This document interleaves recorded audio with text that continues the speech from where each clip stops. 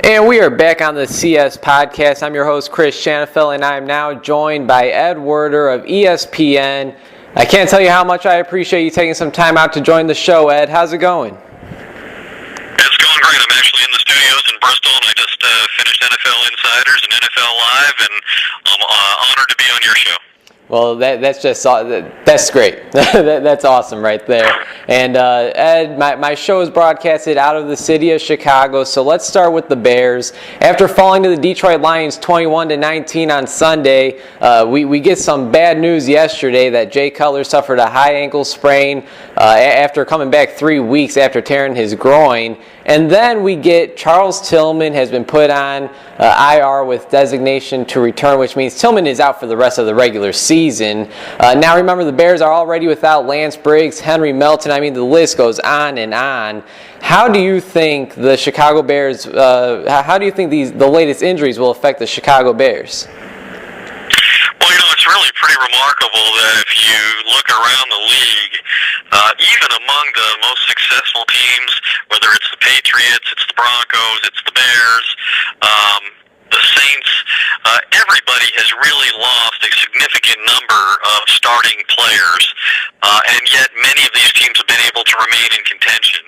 And, I think the Bears ultimately are going to be fortunate in the fact that they're going to get some of these defensive players back. I think Briggs will be back in a couple of weeks, their defensive captain.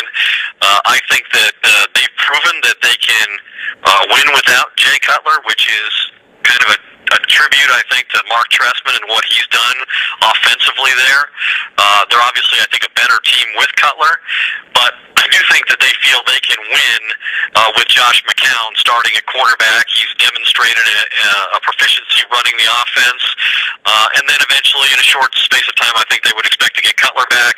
And keep in mind, the Packers, in all likelihood, aren't going anywhere without Aaron Rodgers, and he's going to miss multiple games still. So I don't really think anything's going to be resolved in the division until late in December.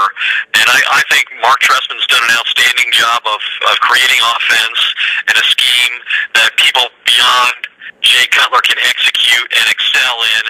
And he's diversified the offense. If you look what they've done with Alshon Jeffrey and Brandon Marshall, there's a much more even split in the receptions. Martellus Bennett, the tight end, has become a bigger factor. So I don't think, woe is me is going to affect the Bears at this point.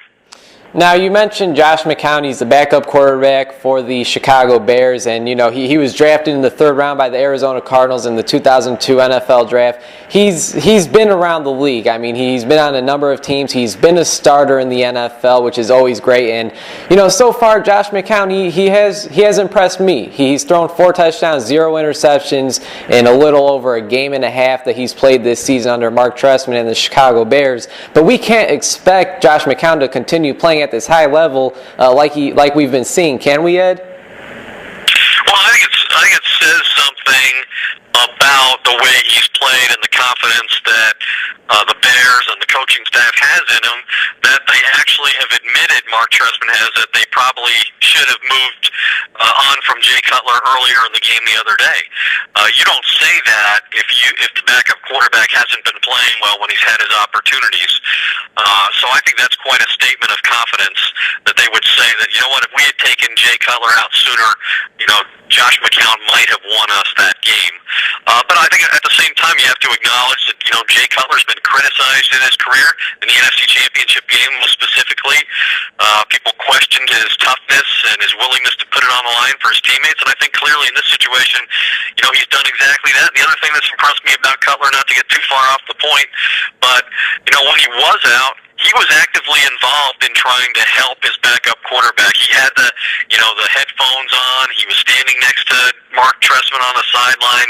He was fully engaged in a way that I don't think he was in previous years. And maybe that's the contract, but I think it's more likely the relationship and the trust that he has and respect he has for Mark Trestman. And you mentioned that contract. This is Jay Cutler's final year on his contract with the Chicago Bears. Do you think he's done enough to sign a multi-year contract back with the Bears this offseason? Well, I don't think his ability has really ever been questioned. I think he's among the most talented starting quarterbacks in the NFL. I think there's the issue of his personality, but I get the sense when I've talked to Mark Trestman and people there, that they don't think that's a significant issue anymore with him. As I think, and I mentioned the example I just gave about the way he was on a sideline when he wasn't even playing in the game. And I think they recognize that Jay Cutler is going to get a lot of money somewhere if the Bears elect to let him become a free agent. So I would kind of expect at this point that they're going to decide they don't want to be one of these teams that's searching for a quarterback, because it's really hard to win when you're in that mode. And I think Mark Trestman believes he can win with Jay Cutler, and that they can compete for Super Bowls if they get enough talent around him. The Chicago Bears host the defending Super Bowl champion Baltimore Ravens this Sunday. That game should definitely be interesting. Josh McCown will be getting the start. This is Chris Schanfeld talking with Ed Werder of ESPN on the CS podcast. And over the last 2 weeks, Ed, we've been surrounded by what's going on in Miami with the Richie Incognito and Jonathan Martin hazing situation. As somebody who has covered the NFL for many years like yourself, what are your thoughts on the craziness that is just, surrounding the Miami Dolphins? Well, it's obviously a bad situation from a lot of different points of view. First of all, I would say that in the 25 years I've covered the NFL, I've never seen a locker room situation that is as this one has been described by Richie Incognito and Jonathan Martin. Now, I don't think we know all the facts yet, and Stephen Ross, the owner, has made that point, and the NFL's investigator is just now beginning to speak with the principal. So I don't think we're going to know all the facts for quite a while, but I think this is going to cause dramatic change in locker room behavior. I think the NFL is, because of its exposure on this particular issue, is going to legislate some kind of protocol about it. But I do think it's not something that permeates every locker room in the NFL, or even most locker rooms in the NFL. And the thing that's hardest for me to believe is that it happened among offensive linemen, because those are the guys that are usually the most unified. They, depend on each other to work as a cohesive group for them to have success.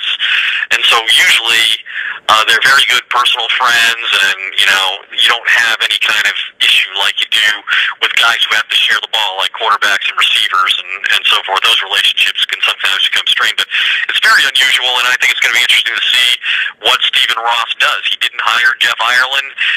In his first public comments, he barely mentioned Jeff Ireland, and so if he wants to insulate himself from being blamed, I think he can easily do that by firing Jeff Ireland. He has praised his head coach, Joe Philbin, called him one of the highest character, most respected guys in the entire NFL. So if I'm Joe Philbin, I feel pretty good about the opportunity for him to remain the head coach of the Dolphins. Do you think either of those two guys, Richie Incognito or Jonathan Martin, will play another down in the NFL? I don't think either one of them will play again for the Dolphins. I think it's possible that one or both could play again in the NFL. I think they both have their issues to overcome.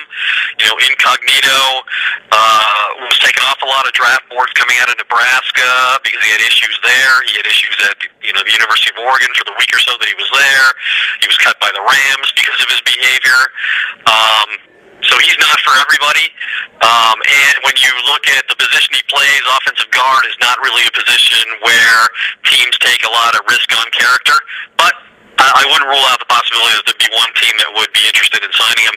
I think Martin, the issue for him is he committed one of the most egregious sins in the NFL, and that is he effectively quit on his team, whatever the reason was, whether it was right, or he had motivation to do it, or he didn't have motivation to do it.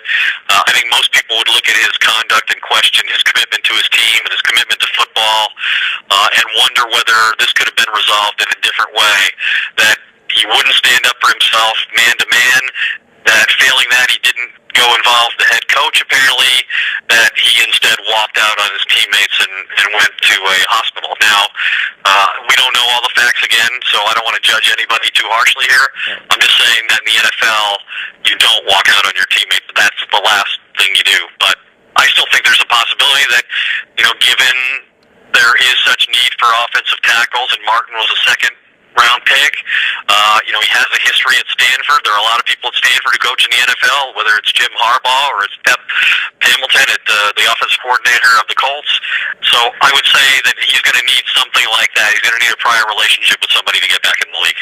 All right. Definitely makes sense. And last night the Dolphins allowed the Bucs to get their first victory of the season. Things are definitely rough in Miami. And switching gears one last time, Ed, and that I want to focus on one last team, and that is the Carolina Panthers, who are currently 6-3.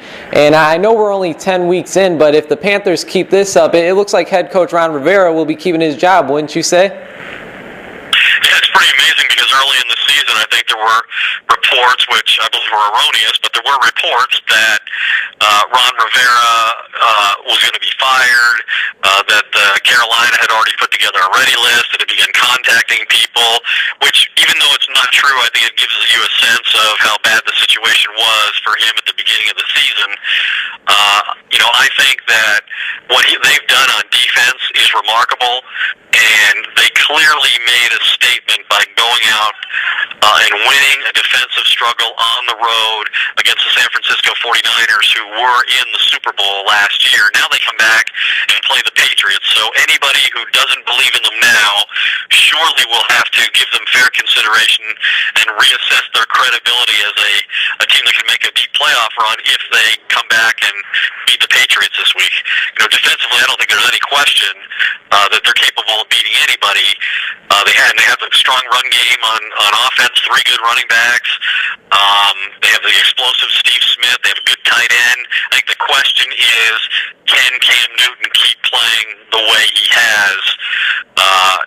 He didn't play that well against the 49ers, but in general, he's played exceptionally well in terms of he hasn't turned the football over. He's been willing to be just a distributor of the football rather than a guy who has to be the offensive star. Yeah, it sounds like you're pretty high on the Panthers. That defensive line may be the best in all of the NFL. They have a great linebacking core with, of course, Luke Kuechly. And I'm still a little worried about that secondary, but this defense was able to hold down the Niners just this past Sunday to 9 points and a 10-9 victory. And, of course, they have Cam Newton that's just playing lights out. I mean, he's playing very well for the Carolina Panthers. And here's maybe a tough question to answer, Ed, and that is, are the Panthers a true threat in the NFC, or is it still a little too early to decide? I mean, I know they have a very tough opponent that they see 2 times a year in the New Orleans Saints. Right, and I just saw the Saints had their absolute best because I covered their game against the Cowboys, in which they had an NFL record 40 first downs and over 600 yards of total offense. And certainly if the Saints get home field advantage, they're going to be a very difficult team to beat.